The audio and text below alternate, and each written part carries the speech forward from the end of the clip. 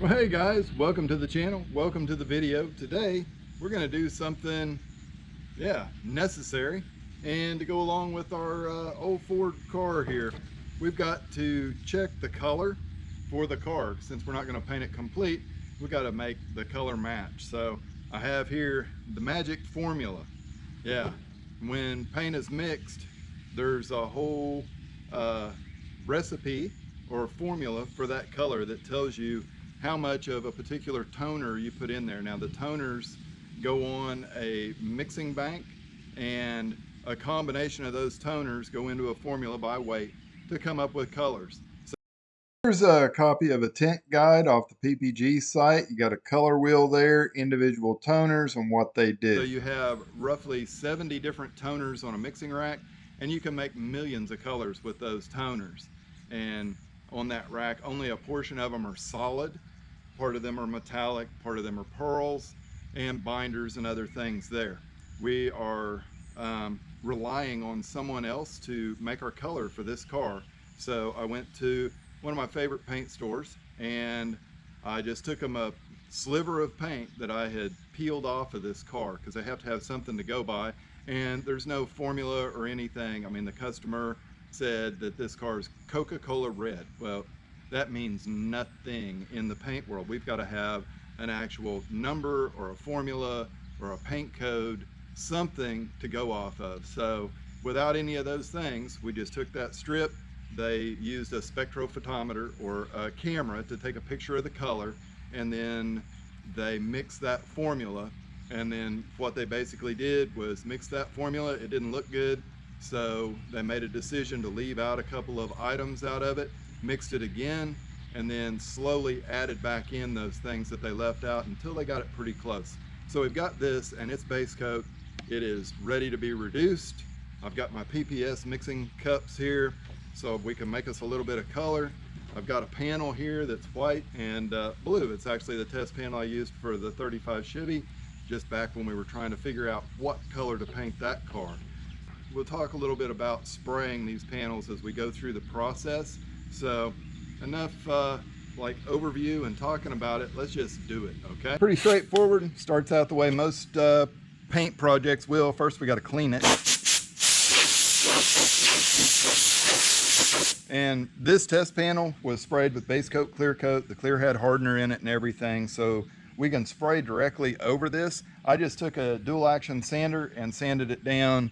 I think I finished with like 800 grit on here, so we're good as far as scratch size and everything. You could get away with sanding it with 600 grit, especially for a solid color. Solid colors aren't nearly as picky about that scratch size. If I was working with a metallic color, I would definitely want to have it finished out with 800 grit, or if I was sanding by hand, I might use 1000 grit, just because sanding by hand puts a little bit more aggressive scratch in. So we'll wipe that off a wax and grease remover. It takes forever for that stuff to evaporate, so we're going to set it over to the side, and then we're going to take our color here, and I need to go get me a stir stick and a spray gun. All right, use our universal can opening tool here, made by Kershaw. Pop the lid off this thing. All right, so you can see nice bright solid red color. I don't know what the camera makes it look like, but to me it looks like it may be on the orange side of the red color spectrum, but I think that's the way our car is too. This particular paint system, we're going to mix it 2 parts base coat and 1 part reducer. So we'll just go over here, and I'm going to look, there's an ounces scale here. I don't need very much for this panel, so we're going to make 3 ounces of paint. We're going to do 2 ounces of base coat. Okay, and this can only has 8 ounces in it anyway, because red is not a cheap color to buy. So we got it as small a quantity as we can and still get an accurate color match. There might be times when you're making a color, white especially, you can't make a real small quantity because the other toners that go in it are in there in a really small quantity, and the color match just isn't going to be that good. You may be able to do it for certain things, but like if you're trying to match a panel on a car, you may have to mix more material to get that accurate color match. So I spilled a little reducer on my panel here. I'm gonna go ahead and wipe that off so that we can get this thing clean. We got a reducer in there. I didn't stir the can of paint, so that's bull crap. Let's just go back and redo this. Yeah. I added a little bit of reducer into that, so that messes everything up. This can of paint's been sitting for a couple of weeks. I definitely don't want to do anything without having it stirred good. So I'm just going to dump what I've got in that right back in the can. And like I said, sort of start over. So yeah, all the best stuff's on the bottom of your paint can, guys. Always stir it, shake it, agitate it. Yeah, don't make it too mad, but yeah, get it really stirred well. All right, now try her again here.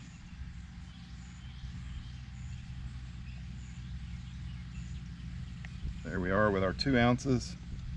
Now we just threw off our reduction by dumping that reduced paint back in here, but being a solid color, I'm not going to worry about it too awfully much. I think we're going to be okay. We just got to get this sprayed so we can verify color. When I'm doing one of these jobs like this, I'll get it really close. I mean, like close enough that we could paint it with that. And then I'll call the customer and I'll try to have the customer come to the house and verify the color, because, well, they're the one that's got to live with it, right? And I spray a big enough panel that you can really see. I have color match cards that we use in the collision industry, but they're not even as big as part of this. And you know, when you're looking at a vehicle color, it helps to get a larger perspective. I mean, if I was doing something and I had to replace a panel, I'd take that old panel and mask off a section, prep it, spray it with my color, so we could compare directly with it taped on there, and you could really see what that color looked like. So this is a simple process, spraying a test card. The complicated process is matching. All right, so got her hung up, a number 8 nailed into the side there on this little stand. That'll hold it up good. I'm going to use a tack rag just to clean any lint off here.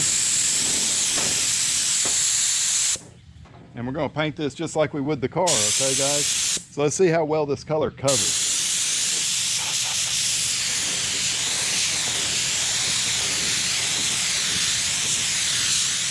So that's 50% overlap and about 25 PSI at the gun.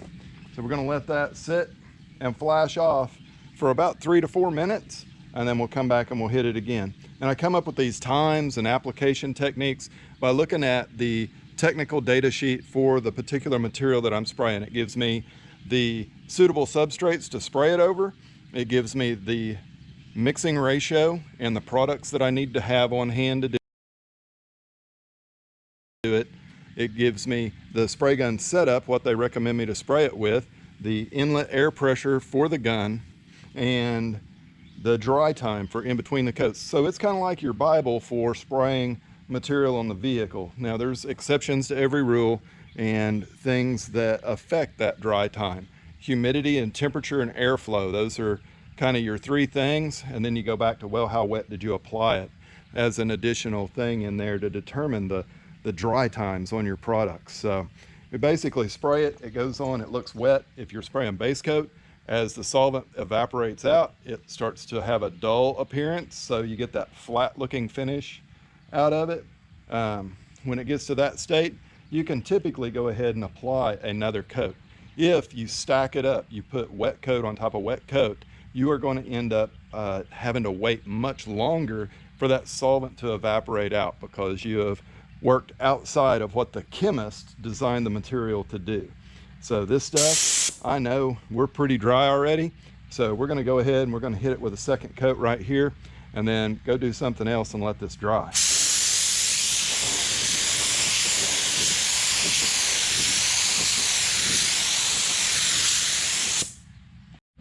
All right, we'll give this thing about 10 minutes. We're going to blow it, tack it, hit it with another coat.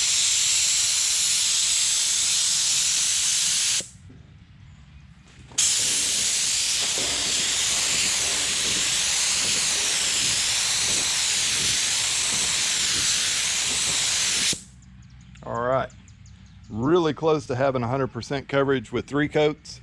Let's put one more on it in about 10 minutes for insurance. Fourth coat.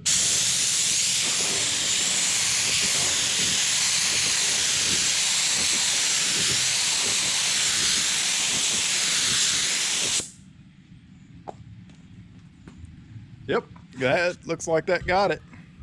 If you look head on, not really seeing much difference in between the two colors there. So yeah, we got just a skosh, barely anything left in the bottom of that gun. So 3 ounces to put 4 coats on this panel. That gives us an idea. I've had these reds where they cover pretty much on the first coat, and then the second coat's your insurance coat to make sure you're good.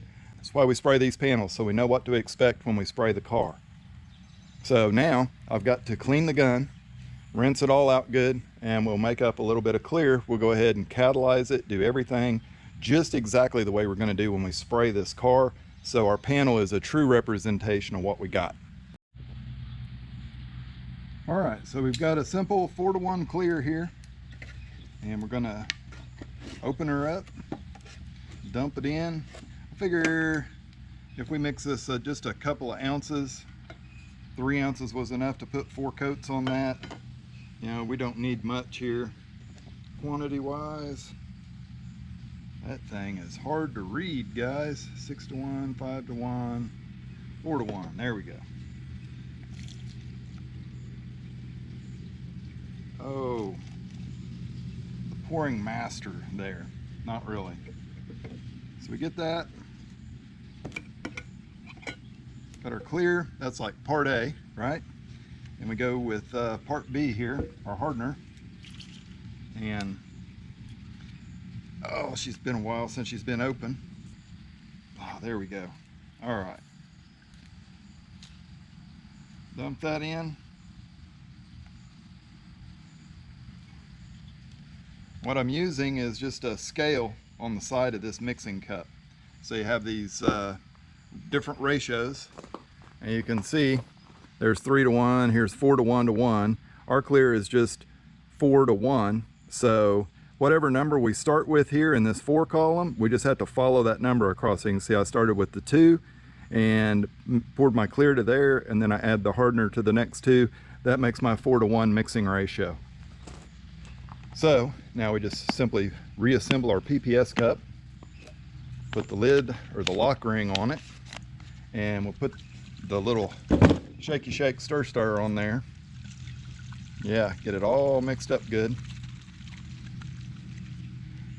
And then we'll spray our panel here and see what we get.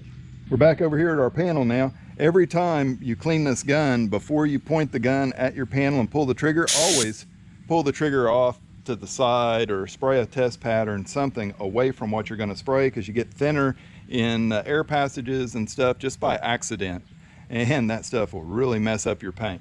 So we're going to do the same technique. We're going to blow it, tack it, and hit it with a coat, let it dry for about 5, and then come back and apply a second coat. And for this panel, 2 coats is going to be plenty.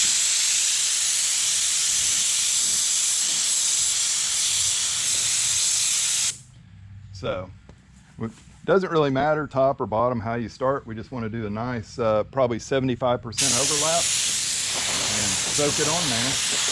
Ooh, that's going on wet. I hope I don't run it. So here we go, back up, butterfly. Don't tack it off now, guys, because it's still like really too fresh to touch. All we're going to do is we're just going to hit this with this next coat, and then immediately after we're going to clean our gun out, because nobody likes to have hardened clear coat in their gun.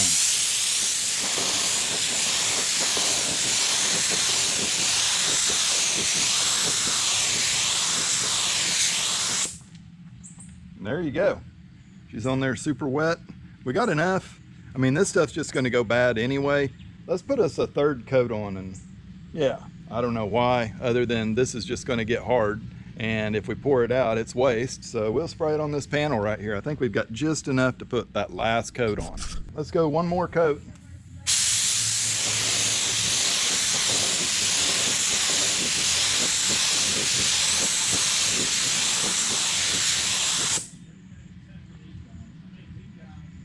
Yeah, that's good.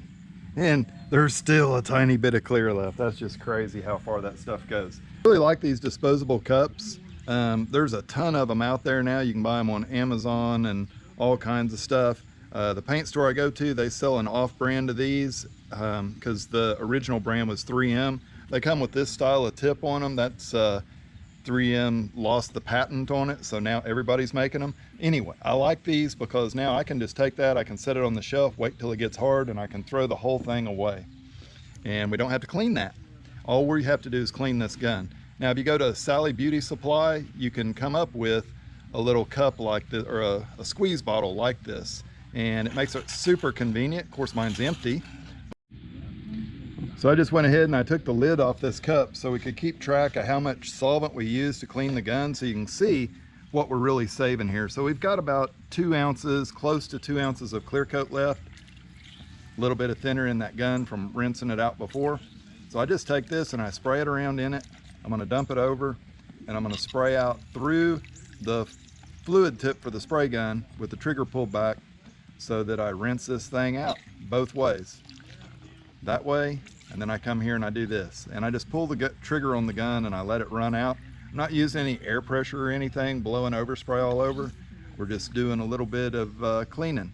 And since everything's clear here, it doesn't look like anything was dirty. But, well, if you get that clear coat in your gun and you don't get it all out, your gun will be pretty close to ruined after that. Maybe that's the reason why Harbor Freight sells so many spray guns, is guys are just too lazy to clean them up good. Yeah, so that's really it. 3-4 rinses like that. I'll take a clean paper towel, soak it with some thinner, wipe the outside of this dude off, and yeah, now we're just waiting on our panel to dry so we can handle it and compare the color. So something we can do, we just rinse out our air cap. I pulled it off the gun, and then I'm going to wipe it out with that towel. I guarantee it's going to come out dirty. I mean, this gun is not my primary spray gun that I use, so I'm just not as critical about it as I could be. You can see the stuff come off of that rag from the inside of there. We could sit and tear this down and really clean it up nice. Maybe we'll do that in another video, and I'll show you guys my 50-cent gun washing kit.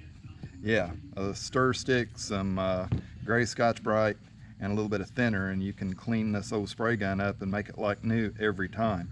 If you don't wipe this down and clean it up good, I guarantee you you're going to have problems right here. And if your spray gun's not spraying good, or your air compressor's not up to the task, it makes painting kind of a miserable thing. Maybe that's why guys are doing patina so much. It's like spraying and prepping and doing all the work. It's not for the faint of the heart, right? This stuff is hard work, and it's very rewarding to see something that was really rough come out nice and beautiful, but it is a lot of work. In the old YouTube world, you all want to see stuff completely change in an hour, and man, there's months, years of work go into some of these cars that are done up super nice. So there we go. We wiped everything off of it. Thing still got green on it from too long ago. My nice spray gun, I try not to leave anything on it. This is a gun that, gosh, I bought this gun 25 years ago, probably, maybe 26. And I wouldn't be afraid to spray a car with this tomorrow. So something to be said for buying a good quality spray gun. I'm not going to tell you to go out and spend $1,000 on a gun. You know, buy what you can afford, clean it, take good care of it, and it'll treat you well. There we go. Now we got it out in the sun in Mother Nature's bake oven, we'll call it. And you can definitely see out here in the light, there's no difference between the light and the dark side. Fully covered. We're in good shape. All right, let's use some glass cleaner here. We'll kind of clean this rear panel up a little bit. I am going to end up redoing this trunk lid. I just hope that it all goes well. I'll show you why here in a second. Let's get this panel.